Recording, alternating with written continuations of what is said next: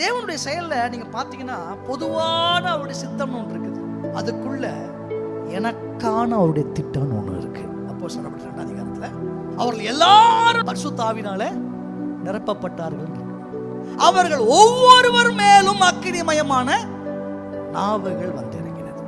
ஆபிரகாமுக்கு சொன்ன கானானை கொடுக்கிறதுக்கு ஆபிரகாமுக்கு ஒரு தரிசனம், ஈசாக்கு ஒரு திட்டம், யாக்கோபுக்கு ஒரு திட்டம், யோசேப்புக்கு ஒரு திட்டம், மோசேக்கு ஒரு திட்டம், யோசுவாவிற்கு ஒரு.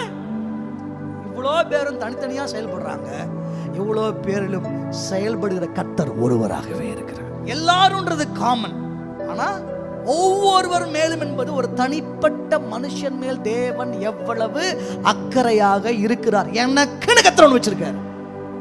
இன்னைக்கு அது உங்க உள்ளத்துக்குள்ள ரொம்ப உறுதியா நம்பணும். நீங்க கர்த்தருடைய திட்டம் என்று ஒரு பெரிய திட்டம் இருக்கிறதே, அந்த பெரிய திட்டத்துல எனக்கு என்று சொல்லி கர்த்தர் ஒரு பங்கை வைத்திருக்கிறார்.